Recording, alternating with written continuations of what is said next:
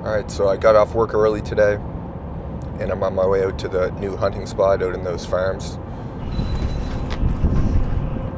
So I basically have two main objectives for today. One is I want to do at least one stand where I'm going to try to use my collar to call in a coyote. Might be able to get two depending on time. Right now it's 2:24, and I checked on the Onyx app earlier. Sunset is at 5:55 in this area. So the second thing that I have to do is I need to go see a farmer that I spoke to last week. He needed to talk to his brother, the other owner of the farm, to discuss whether or not they want to allow me to hunt on their property. So I told him I could give him a call back, but he wanted me to come talk to him in person. So I'm going to his farm today to see what they decided. I'll let you know how it goes.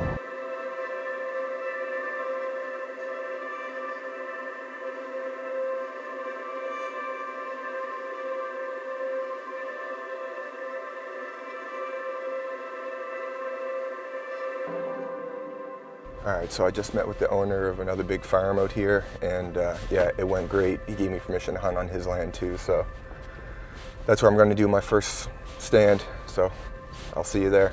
Alright, once again, I'm really fortunate that another farmer gave me permission to hunt on their land. I don't know if you can see part of the field over there, but it's a huge chunk of land surrounded by big swaths of forest next to a river. He showed me on the back part of the farm where there's a compost pile. So he said they like to congregate there and they like to cross the river. So yeah, it's going to be a little bit of a journey back close to where the compost pile is, about a kilometer through deep snow across the field here. So yeah, I have my work cut out for me.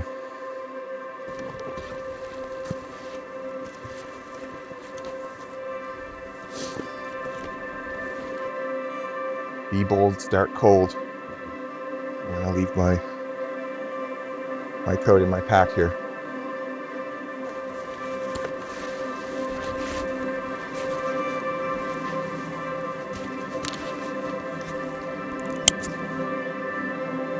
Once again, I have the Tikka T3X Varmint with the heavy barrel and stainless. It's chambered in 308, and I have a Vortex Viper 6x24 scope with the 50mm lens.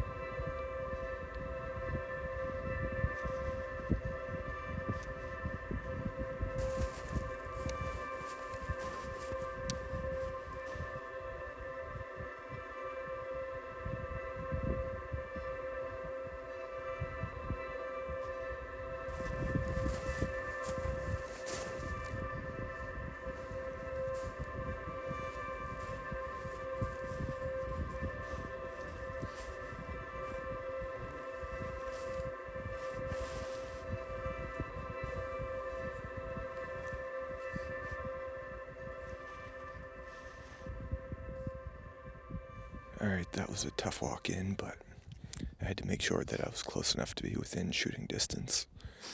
I just checked the line distance on my Onyx app, and I can see that I'm 161 meters from the tree line, so that's well within my range. The wind is good. There's a crosswind, so that's working in my favor. Yeah, so now I'm just gonna chill here and be still and be quiet for a little bit, and then I'll start calling in a few minutes.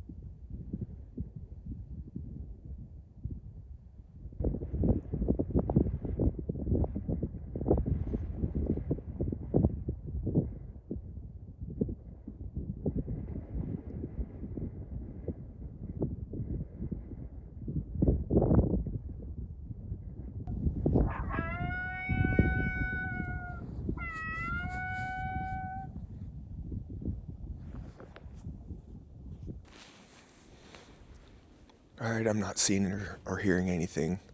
It is 5:21, so I'm going to try to make my way back to the truck while there's still some daylight, and I'm going to set up by my truck overlooking a field that's sort of in between this patch of woods and the meat processing plant that I was talking about in my last video. So yeah, I'll be able to do a quick stand there and see if I can catch any crossing over to or from the meat processing plant. Alright, I made it back to the truck. Right in front of me is the meat processing plant, and then to my right over there is the patch of woods, and right in front of me there's a giant field. The farmer who owns this land said that they shot a coyote on this field just the other day, apparently.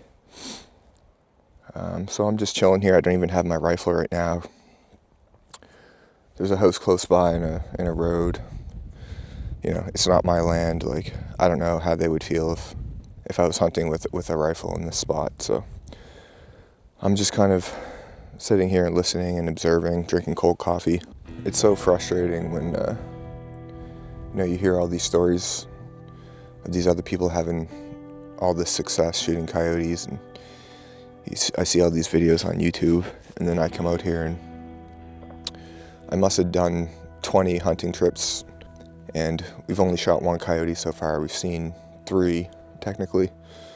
But yeah, I don't know if it's just the area that I live in, but yeah, the whole point of my YouTube channel is to share the entire hunting experience, whether it's successful or not. So I want to make it feel like the viewer is kind of there with me, and I want to make the video like visually appealing. If you're looking for action-packed hunts with lots of kills, there's tons of other YouTube channels that you could be watching for that. But if you're looking for a channel that kind of brings you along with the journey and just shares the entire experience with you, both good and bad, then you know that's what my channel is all about. So. I'm at A&W. This will make me feel better. Can I have a teen combo with fries and chocolate milk? Anything else? No, that's it. Fries and chocolate milk, $11.95, Trevor, please. Thanks. That price didn't sound right. You got the teen combo, right? Yeah, teen fries and chocolate milk. It was only 11 something?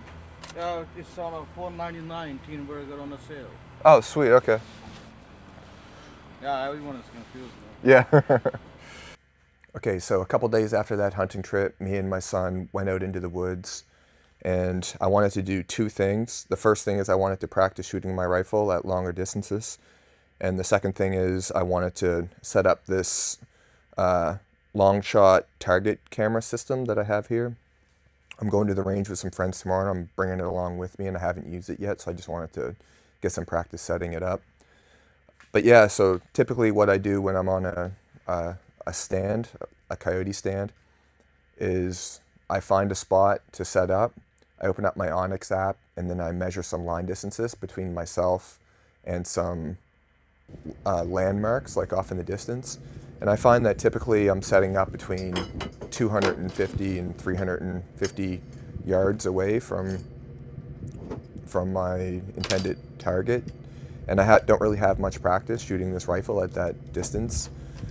I only did once actually when I originally sighted in the rifle. So yeah, I was trying to set up my target at roughly 300 yards.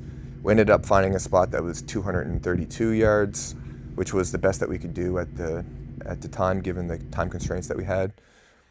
Yeah, and I failed at deploying the target camera. I had it all set up. I could see the video feed on my phone, but when I hit record, I switched out of the app and went into a different app, and I guess it stopped recording. I didn't know it wasn't recording, so unfortunately I wasn't able to capture the moment of impact on the target camera, but in my other footage of me and my son, you can see our reaction, and you can actually hear the bullet impact the metal target off in the distance. So